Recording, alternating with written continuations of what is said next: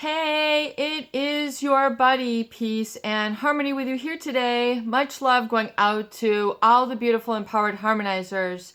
We are zooming in and focusing in on a very important topic when it comes to really working through the results of a manipulative relationship. Someone with a relationship with someone who is perhaps psychopathic, someone who you would consider a con man or a con woman, someone who has taken you for a ride, someone who has betrayed you, someone who has gaslighted and brainwashed you and really sort of pulled the emotional wool over your eyes, someone who you fell for in the beginning and you have now discovered through the passing of time that this was all a fraud. This was all a front.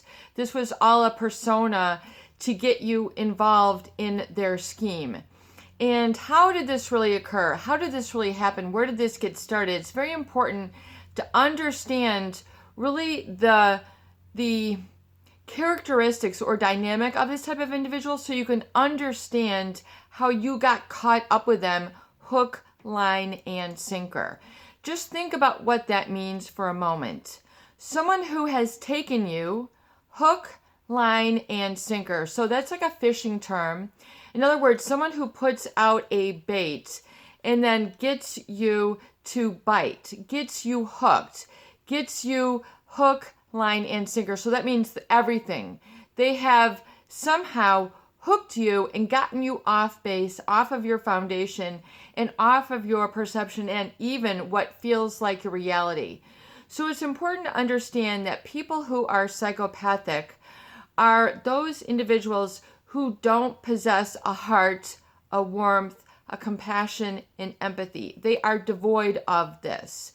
So oftentimes they do not appear or look like a con man or a con woman. You don't think that this is what they would look like. You don't think that this would be involved in your life. You thought that you would, wow, I would see this coming, or I would know. They would drive this type of van. They would wear this type of clothes. They would be this age. They would, you have all these sort of images of what you've heard about in the news, of what a con man or a con woman would look like. And it could be dependent on their age, their nationality, their income level. So you have all these different sort of schemas or stories in your mind, and so you wouldn't think it would happen to you. That's part of the puzzle. So we're going to really look at really some of the, I would say, characteristics and how you get taken by these individuals who can be so devastating and dangerous in your life. But before we get started, I just want to give a huge shout out to those who have recently donated to the channel. It is an honor and a privilege. Thank you so much for your participation and making a contribution. We appreciate your support, and it's my goal to provide a resource for those people who I feel really need help, really need outreach, who have gone through these sort of very devastating relationships. It's very difficult to talk about this with other people who have not experience this. They just don't get it. They see, well, this is such a good person, and then they dismiss, they don't really want to talk about it. They don't really see it. They don't really know it, but you know what you know. You've seen what you've seen, and you oftentimes have exposed what you need to expose. And it's often very criminal in the extent and level to which they will hurt or deceive others. There is this real element of fooling people, tricking people, fooling people, deceiving people that is so deliberate and so calculated and at such a level that most people would not be able to contrive or basically carry out. They wouldn't be able to do that. There's this violation and this hyper arousing and this sort of way that they think and then put things out to get people hooked into them so that they're not seeing, so their brain is generating, so they're very adept at this like neuro-linguistic programming. So they really do take over your mindset. So it's very, very scary. So thank you so much for your donations. And please, if you would like to support the channel or give back, please feel free to donate at the PayPal Donate Now button here on the Peace and Harmony channel. We would love to hear from you and also to share your experiences, your stories. That is the whole goal of the channel. So when we talk about someone who is psychopathic, we're talking about someone who is the ultimate, who is the ultimate at fooling others. They can put together a persona, a facade, to fit in perfectly with an environment, a family, for the grooming, what I would call the grooming, what oftentimes is known as the love bombing phase, where all of a sudden they will appear like the perfect match. You couldn't expect someone more beautiful. You couldn't expect someone more handsome. You couldn't expect someone so curvaceous or muscular, or to give you the time of day, or to speak with you about these things. All of a sudden, all your fears, your cares in the world feel like they're just melting away. And here is your knight in shining armor. Here is the answer to your prayers. Here is someone who all of a sudden is there when you're down, or who gives you these little gifts, gives you these chocolates, the flowers, the perfume, the cologne, the dinner, the drinks, the appetizers, the trips. All of a sudden, there's this person who just seems to melt your heart. And then here comes the sob story. The psychopath will always have a sob story. This is how they break you down. They get you hook, line, and sinker. Poor me, woe is me, my family this, my ex-wife that, my kids this, my kids that, my job this, my this, that. There's always this sob story. And now I'm here. There's always this, and so now, and then there's you. And then, and so then, they smitten you, so they really work their targets. So it's done on an objective and intellectual calculating way. So they have an advanced ability to read others, their body language, their weaknesses, their soft spots, the generous people, the kind people, the naive people, the lonely people, those individuals who are, of high importance, or they see, that you're striving and you make a perfect target for them. They scope out like low-hanging fruit or hanging fruit that they can pluck and take from the tree of life and basically suck the energy out of. You can say this to people and they'll just be like, why don't you just get over it? But they don't understand the depth to which they have deceived and fooled others. And yes, it is to such another level that it is what you would consider a criminal. In effect, it is that level of atrocity, of that sort of breaking and violating of human code, and sort of, getting to break you down to get to what they want. So everybody, is really, like a viewer has said, you're kind of like a prop. You're very objectified. You're very dehumanized. You are not someone with love, compassion, affection, values. They don't have this inside, and they will then begin to treat you and cause you to feel this way, which is what I would consider very dehumanizing or desensitizing. So they do this through, and we're going to get to that, how severe it is, because it is this that is oftentimes so horrific, where it is so terrifying, where you feel like an empty abyss. And it's because this life force has really literally been taken away from you through this grooming phase by the psychopath. So just remember, as we talk about this, it's you have not lost that. It's a temporary moment of sort of feeling out of touch with that warmth within your character, which has been caused by this person. So it doesn't mean you've lost it. It just means that this person has had a severe, profound effect. And don't worry, you will recover. But we're going to talk a little bit more in depth about how this occurs. So there's the setting up. There's the love bombing. There is the gazing, the psychopathic gaze, where they'll just sort of sit back and sort of, check you out and just have this sort of poker face. And, you're just sort of, they're just sort of sussing you out. They are sizing you up. They are reading you. They are expert readers at body language and emotions within others. And they're picking out your weak spots and also your strengths. And how they break you down is literally they break you down. They separate you into little components and really check out your strengths, turn them against you. They will turn your strengths against you, make that a point of triggering or contention, which then causes an obsession. We'll get to that in a moment. And they will also suss you out for your weaknesses, and they will use that to their advantage. So what does it mean when someone sort of susses you out? They will try to trump you, using your strengths against you. So you might be a very good speaker. You might be a very good designer. You might be a very creative person. You might be a hard worker. You might be a great handyman. You might be a great provider. You might be, someone who is very warm, open-hearted. You've got, your strengths in that area. Well, they will take that. Let's say, you might be an expert, musician or a great singer.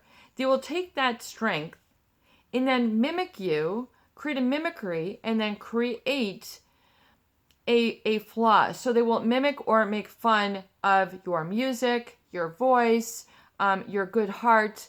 They will use this against you, and they will begin to make fun of that. They will begin to turn that against you, where you feel that you can no longer rely on that strength. So your strength or your rock might have been your family. It might have been your job. It might have been your focus, your work ethic. They will turn that against you. They will break that down and cause severe doubt that, you should keep this at the center of your life. And they'll begin to kind of groom you and coax you into kind of getting away from that and then seeing things according to their perspective. You literally feel like you're losing your mind or losing your perspective to them. So there's this feeling of like, I can't focus on anything but this person. There's a puzzling aspect of them. The way that they carry their body, the way that they sit, they might be all crunched up, they might be sitting like this. There's like this tension and you're just like, you're picking up on it, but then their words really betray their body language, and then so there's this feeling of you want to, comfort them or help them get out of this emotional pain. So, here's the sob story. And it can be their story, but oftentimes it's just their energy. There's this feeling of like, rescue me, yet I'm at the top. There's this real contradiction, this real sort of dichotomy of things that don't go together in nature. It is very unnatural, inorganic. It's very scary when you really, have been able to see these individuals, because they will fool even the best, the most professional. In fact, those are oftentimes the people who they will try to link in association with their positive, qualities. They'll be, very scared and then, they'll have this energy, and then they'll just say, then they'll also list some sort of false accolades, they'll create resumes that are fraudulent. They will create relationships that are fraudulent. They will make up names. They'll say that they were working with so-and-so musician or so-and-so VP, or so-and-so they dated somebody, and this is their story, but there's a real betraying of trust between their body language and then these associations that they're linking with themselves. Oh yeah, I got a letter from the president, and, but yet there's something really incongruent about what they're saying and then their body language. See, this is how they get people hook, line, and sinker. There's going to be this sort of tension that they are communicating in their body language that is like this hurt. And they know how to kind of, as a psychopath has professed to me, it oozes out from all over them. So there's this chemistry that they can exude. And this is undeniable. There's all sorts of tests that can pick up, heat and electricity around people's bodies, and they can, just like biofeedback. But a psychopath has a different sort of energy. There's an energy in the room. Something, you can feel it if you notice this. Or maybe you've never experienced this type of person, so you have not experienced it. But it's, they say that there's 1 in every 100 people. So generally, most people in their lifetime, I feel, will come across some of these people, but some people really get targeted and fall for the puzzle, for the enigma, for that sort of rescue, that sort of really strange friction of chemistry and then attraction to these people. The psychopathic gaze, it's a transfixing. It's just sort of, oftentimes people, it's been known in studies that they confuse this with sexual attraction, but there's this look in their eyes. It's like, it becomes an obsession for people. They start obsessing about them. They start ruminating about them. This is how they break people down. Always be thinking about me. You should be on the lookout for me. There's a threatening aspect to it when you really start moving on in the relationship, because they begin then to trump you. They've met someone who has a bigger heart, someone who is more this or that. They'll throw names around. They'll triangulate you with others, and then sort of throw these people in, and then see how you react and they'll get you sort of in a reactive. So you're in this fight or flight, hypervigilant mode, where you're just sort of, it's like a puzzle, and then your mind is trying to process this discordant information. So if you understand like a discordant chord versus a harmonious chord, it's like, it creates this tension. It's very uncomfortable, and the body does not like to be uncomfortable. So your body is trying to process it and make itself comfortable. This is your natural, normal way your body is designed to function. Although people who have been in these relationships, they would beg to differ, because they're like, I have been uncomfortable for so long. How can this be normal? Like, my body is never at peace. I'm never at harmony. I'm always stressed. I'm always in that fight or flight. And like, you'll burn your adrenals out. You'll have so much cortisol running through you, you'll become sick. You'll get to that breaking point where you're like, I'm having a nervous breakdown or something. You'll literally get that uncomfortable until you have to break away. But it becomes very difficult to break away. And so it's this puzzling grooming effect where they get you to sort of stop everything. And then all of a sudden, they understand that they're getting you to stop anything. They'll break, boundaries. They'll be like, you'll be talking about something, and all of a sudden they'll interfere. Hey, wait, I want to know about that. And then they'll just trump you up. They'll get themselves involved. They'll be in offices where they don't belong. They'll be talking to other family members and sort of telling bad things about you behind your back. They will triangulate people. They will betray people's trust. It's very, very confusing and very, very heartbreaking and then to you, they'll be one way, and then over here, they're another. It's very, very confusing, but it becomes an obsession. It becomes an addiction. I would say, very much like some of the narcotics or something even more severe, because oftentimes your livelihood, your ability to focus and function becomes very, very disabled and debilitating.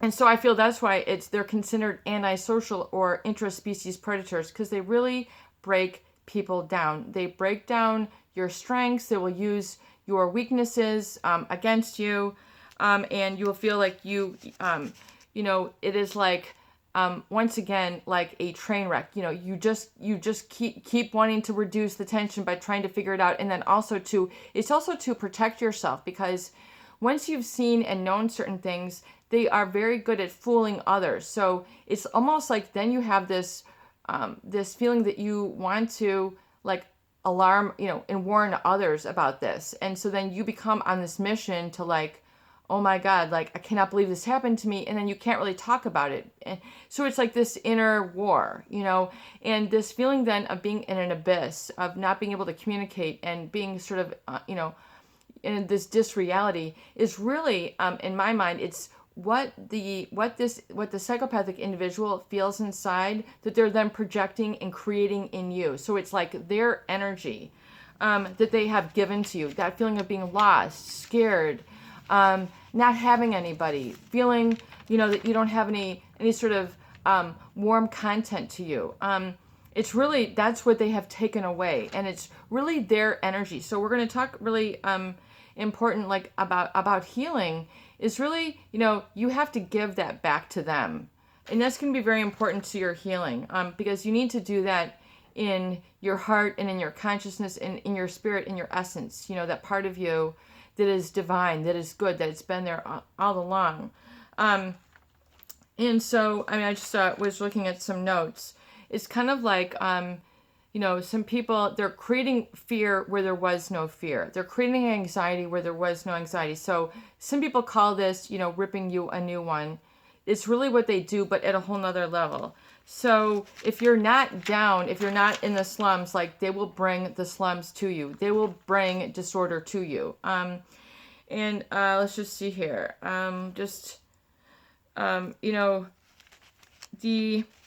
It's very important then to understand that the persona management that they had used to entice you, it was just that. It was just a design, a mask that was designed to entice you and fool you and deceive you. And to know that they do that every day, all the time, wherever they go. And they are the takers of the world. They will take people. And they can be completely different the next day to another person. And it's almost like they're just throwing out words that are mimicking things. And they will be able to adapt very quickly to just a whole host of different people. I mean, they can be like preppy one day and then a biker the another day. And there's no continuity of personality. It's like this really it's sort of like a multi-personality disorder. Like, they can literally personality shift and become a whole different person. It's like a salamander effect. Or like what you might see the octopus, on those like National Geographics, where all of a sudden the octopus is like white while it's like in this clay bottom ocean. Then all of a sudden its texture and its color changes and it looks like rocks. Like, that's really what these people really do. It's like they metamorphosize their aura, their appearance, even just like everything, like the whole texture, the way that they speak, they can really metamorphosize. And it's very, very scary if you've ever seen them metamorphosize, like either right in front of you or the next day, or like if you're in an elevator and all of a sudden they do that switch and you're like, oh my God, like, I cannot believe I just saw that. Like, and you want to double guess your eyes, and like, you're like, did I really see that? And then it's so scary that you want to say, no, that did just not happen. And then like, you're completely paralyzed and you're like, I cannot believe this. And it's very, very devastating, because maybe this could be your business partner, this could be your colleague, this could be your spouse, and you're like, oh my God, like, I'm in trouble now, and so this is very scary. So this is, if you've been through this is, in my mind, a very, very hallmark of a con man, a con woman, what you would call a psychopath, or someone who has an antisocial personality disorder. Let's see here. And then this character, okay, very good. I'm just reading through. And then, so what's very threatening, though, is that oftentimes other people are so deceived and fooled, and you cannot communicate this to other people because they have not seen it. They metamorphosize, so it's like they'll keep that secret with you, and you can't, it just like buries and manifests within you, and you can't get sort of this communication out. If you do, they're like, what do you mean? This sounds like really crazy. Like, they'll deny everything. They'll move things around. They'll do things to get you paranoid. They'll like draw things on the wall, or, sketch things on the floor. They'll do very strange things. Like, they'll leave receipts out. They'll plant things in your environment, and it really causes this sort of gaslighting, brainwashing effect. Let me just see here. And there's more to this topic, but it's that torment really of being puzzled. So that's really the cause. It's created this effect. If you look back at really how some of this gets set up, it's that sort of enigma that keeps you obsessing and ruminating. So you have to understand that does not mean, or that you have a weakness. It's just that this person has tried to take you in this manner. So you still have the ability to love. You still have the ability to focus. You still have the ability to resensitize yourself and get your senses back, get your values back, get your families back, get your life back, get your, work energy back, all those things. It will change you as a person. You will be the wiser. So it's really my feeling that you have to understand in order to heal, and I know we're kind of going long here, but if, God really does sometimes put these lessons in your, put these individuals or these experiences in your life to learn. And so it's to learn, that you have this goodness and that there's some forces that don't. And so it gets you to recognize and give credit to yourself where that is, and to really embrace it.